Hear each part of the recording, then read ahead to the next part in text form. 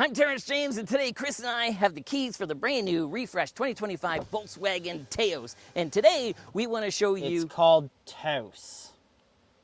Pardon me. Mr. Spelling Bee is correct. T-A-O-S. Taos. I bought my new Taos to replace my GTI, which just died. That's better. All right, and that's exactly the premise for the show today, because I bought this thing in a pinch because it was a good deal, but after living with it for a month, I am convinced that this is definitely one of the best entry-level SUVs on the market today. So let's go. Why am I sitting in the back seat again? Well, that's a good question, my friend, because that's where the magic happens, and I want to share with you and everybody else what makes this thing so special. Whatever, we could have just used B-roll. It's Taos. How do you like those apples?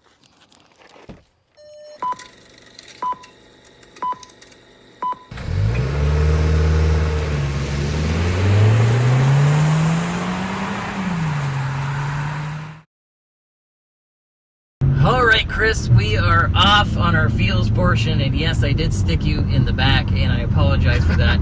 And for you and for everybody watching, we're not going to keep you back there for very long. It's not very comfortable when you're leaning over to be in frame. Yeah, or if you don't have a soother. So the idea of it is I want to sit you back there because really that is what I've come in to find after a month of living with this vehicle. One of the reasons why I really, really like it. So, you know, I'd have to say probably a lot of people that are young parents, one of them is going to get stuck in the back. And with that being the case, you know, we just had the Civic Hybrid and the Toyota Corolla Hybrid, which are people movers, similar size when it comes to people and cargo, and that's really its whole job. But what we found in a lot of those cars in a similar $40,000 price point, a lot of them didn't even have proper cup holders, vents, or anywhere to plug anything in, right? So exactly, that was incredible. So that's the idea, right? Whereas this kind of is the claim to fame. You actually, if you are an adult and you have to sit back there, it is actually comfortable, because I work a lot in this vehicle and I sit back there a lot. So I can actually, compared to the GTI that this took over for, because that's what we said in the introduction, is that the GTI, my beloved GTI, died and we needed a vehicle in a pinch. This was a really good deal, and we thought, why not get a little bit more space? Boo! You know, and realistically, if you're not, you know, a crazy nut like me and you who are driving enthusiasts, I do have to admit, after a month and a half with this, that extra little bit of elbow room back there is welcome. So as you can see that, you know, even with the car seat over there, if there's nobody in the middle, you do have a little bit of room, and I really, really appreciate that. And you got this big panoramic sunroof here on the Comfort Line trim as well. And I do find that I used to get really car sick, and just the way that they have the seats back there, you got good visibility as well. So I'd have to say, all in all, it really is a claim to fame back there. And the trunk, which we'll talk about in the walk around, has a lot more space, which I appreciate. But the other thing that makes this vehicle great is just how good it drives at the price point. So let's get you behind the wheel. All right, Chris, it is time to do the only test that matters, our traffic light Grand Prix acceleration test, where we race up to that fake stoplight just to hammer on the brakes. All right, so we got it in sport mode. Sure do. Let's see what a 1.5 liter liter turbo can juice. do. Hold on, miss.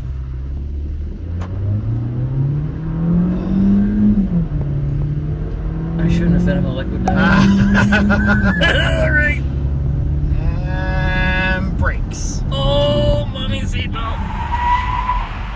That got a little squirrely for a moment there. Yeah. I haven't even done that myself. That was actually pretty good.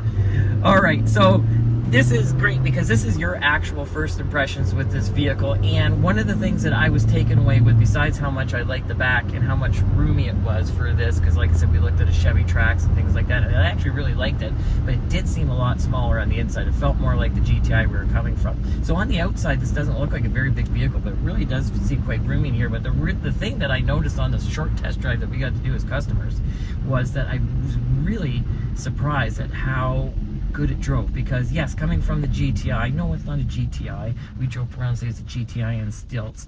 It doesn't have quite the zippiness, but that also had a 2-liter turbo, and it's a sport, you know, it's a sporty hatchback, right? But all in all, I have to say this feels very much like if anyone's coming out of a GTI or something like that, it handles more like a car with that and I don't want to admit it because we always say in this show about, you know, the things that we don't like with SUVs, because I have a Golf R and we had a GTI, and I would rather would I say pack light and pack tight and you know, and compromise that way to get more of an exciting driving experience. But now that I'm using this in what it's intended for, what 99% of the population would use it for, to get from point A to point B, I have to admit that extra little bit of space and ride height is nice. So we got a corner here. Let's test out that 4Motion all-wheel drive, because you can get this in a front-wheel drive, but I really like this 4Motion. It's not that much more money. So here we go. Ooh, I definitely have not gone that fast. That was good. That was really, really good. Is it dynamic like that Acura? No, but it's a good system. It's just, it's simple, and it really works. That Helldeck system, you know, they marketed it as a 4Motion, but it's a good system. Definitely. Yeah, and it's very, I've said this in every single other Volkswagen review we've done. I'm pretty sure I said it in the Audi review as well. It's very German. Yeah. Unapologetically. Yeah, it's unapologetically German. So just right there, the fact that, yes, this is a Golf on stilts, but we just went around that corner as if it was a Golf. Like, it really didn't have any more body roll than a Golf. We're skiing. We're skiing right now. That doesn't really have a whole lot of body roll in that slaloming either. So no. It handles well. It's planted. It's designed for the Autobahn. Yes, exactly. Well said, Chris. And the thing that we were also saying off camera is this is probably, let's say, I don't know, give or take $5,000 Canadian more option for option than something like the Chevy Trax, let's say. But it really, Volkswagen's claim to fame, very much like Mazda or Acura, is a very premium experience. It seems a lot more expensive than what it really is. Yeah. Right? So yeah, I would agree. Yeah, and I appreciate that. It's not about being fancy, but at this price point, especially entry level, it doesn't feel entry level. And that's one thing I really appreciate with this vehicle. It does feel like you're driving something substantial, and that's a German thing, something really well bolted together, and something that really feels sporty yet compliant. And one of the things too that I really appreciate with this vehicle that we were looking as well, and we really kind of focused on the Hyundai Kona and the Chevy Trax, and this is a very similar price point to the Hyundai and a very similar power and 0 to 60 about 8 seconds, zippiness and things like this. But this definitely does feel a lot more high-end when you're driving. Just the compliance and how stiff it is and how nimble it is and things like that. And just the way that turbo power picks up. But one of the things I appreciate, this is actually not a hybrid or anything like that, but it is way better on fuel than those other ones as well, right, without the sacrifice of having to go to something like a CVT. You know what I mean? So I really think that this is kind of a nice one, and we noticed as well that you can actually put normal gas in this, right? Yep. Yeah, it says right on the inside of the fuel door, it says it takes 87 octane, or if you're in the European market, it takes 91 RON is what they use there. So that's nice, because if you're someone like me who's cheap and will not buy a daily driver that takes 91, takes premium gas, having that ability to put regular gas in there is nice. Especially nowadays, everything's so expensive, and this really does, as we lead to the walk around where we'll give you a lot more facts for those that are interested in buying the vehicle, competition, things like that, features and benefits. I have to say, just generally speaking, if you're coming out of a smaller car and you need a little bit more room, you just got a small family, or you're just retired or something like that, and you just don't need something that big, but you also need something a little bit bigger than what you had, I think this is great, because a lot of times we're on the highway and in a more rural setting like this, and it's great, it's very quiet, and it's great on the back roads, but on the same in the city, it's easy to get around, it's easy to park, you got great visibility and things like that. So yeah, all in all, it is really a great daily driver for the price point. And even when I was sitting in the back at the beginning as well, sometimes when you have open cargo area vehicles like this, there's a lot of extra road noise and stuff that happens because you've got that hatch, and the hatch just makes it all kind of echoey and boomy back there. But this didn't do any of that. We were able to carry on a conversation comfortably. We're able to carry on a conversation comfortably right now. We're not yelling at each other like we were in the Miata last week. Can I tell you why that is? Why is that? It's a fine vehicle, but that's because our Moose baby is mute. I don't care what vehicle you're in, unless it's got limo glass, you're not going to hear with those kids. So, but yes, it's a very great vehicle. So let's go to our final thoughts on our walk around. Woo!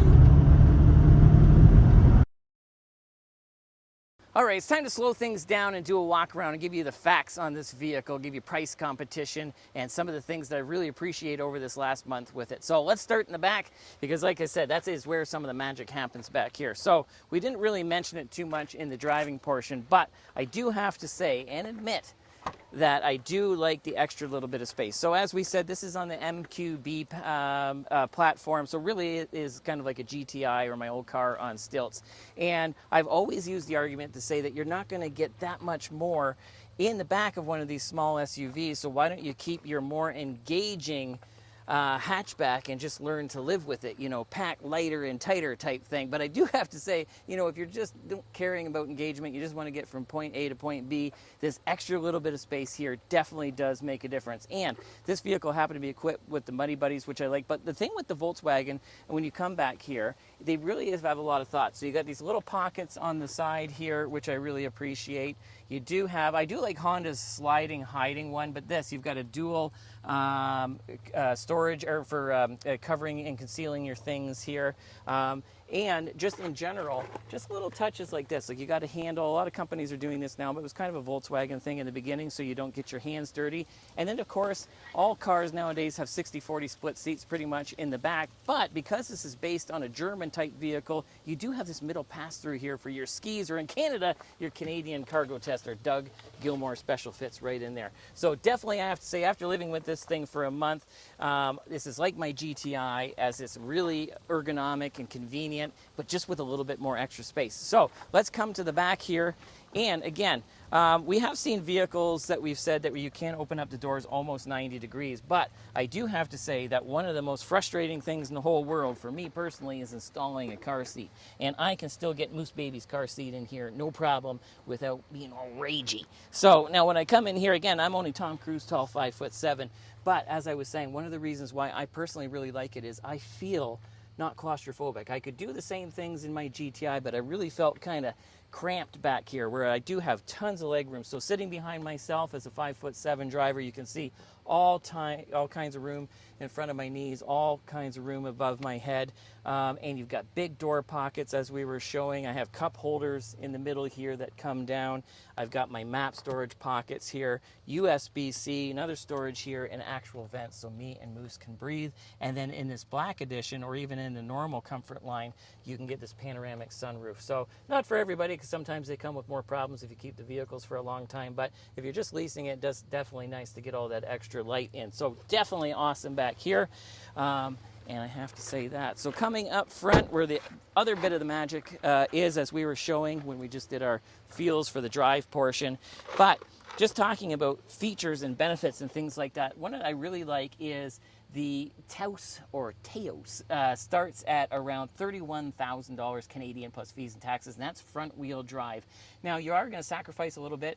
It's going to give you a bit of better packaging of a suspension with a torsion beam back there, but they don't traditionally handle as well because it's not independent. So once you get up to the comfort line, which this is the black edition, or the high line, you are going to get their 4-motion all-wheel drive system, which is a Heldex, which works really, really well. So it starts off in the front and can transfer power seamlessly to the back, which we really appreciate. And then even at that base $31,000, you're still going to get wired Android Auto, Apple CarPlay, and the full safety suite and things like that, and just generally a nice-looking vehicle. But for a couple $1,000s more, you can get the all-wheel drive version, which does give you a few more creature comforts. And then once you get into the comfort line here, you're anywhere between about $37,000, $38,000, where you want to get the black edition, which is going to give you 19-inch black rims and a few other little doodads. But really, that comfort line is where most people are going to want it, because you're going to get this upgraded interior, which is not real leather, but it really does look the part. It's actually nicer than some cars' real leather.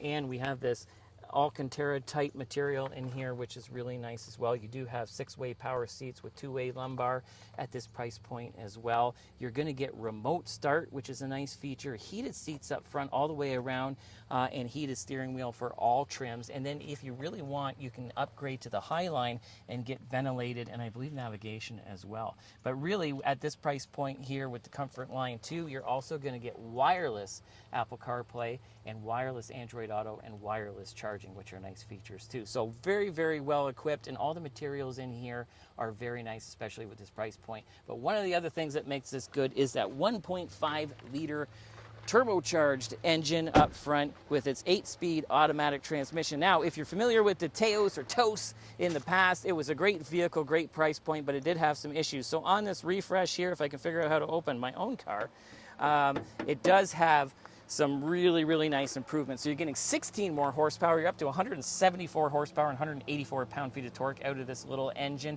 And it actually gets really, really good fuel economy compared to the competition. It's no hybrid, but you're probably looking in the mid to high 30s on the highway and the low 30s in town, which is significantly better than most of the competition. So I'd have to say, all in all, it is a great price point and you get lots of good features and benefits. So let's lead to our final thoughts. All right, it's final thoughts time, and we're back. And we started off this review by me saying that I bought this thing in a pinch because it was a good deal and I needed a car right away. But now, after over a month of living with this thing, I am convinced for sure that this is definitely one of the best entry-level SUVs on the market today. What do you think after you got your chance to drive? First impressions? Yeah, I mean, I think is it necessarily the car for me? Probably not. I'd probably get a GTI myself, but I can see why somebody like yourself would move up to this after living with the GTI for so long. It's got just about almost the performance. It still handles nicely considering it's basically a GTI on stilts. It still has good handling characteristics. It drives nice. It's got a bit more refinement. It's a bit more comfortable perhaps than a GTI as well, a bit more space. So all in all, it is a vehicle that makes sense for a lot of people, I think, that have small families. Probably like most people. Most people who aren't like me. Yeah. So definitely been a great vehicle. Thanks for watching. If you have subscribed, thank you very much. We really do appreciate it. It does help. And if you haven't, please consider it and watch some of the videos because, as we said, it really does help. And then go on over to Meta because Chris here writes full articles on every vehicle that we review if you're looking for a little bit more information. Plus, we've got all kinds of reels on Facebook and Instagram as well. Yeah, funny ones too.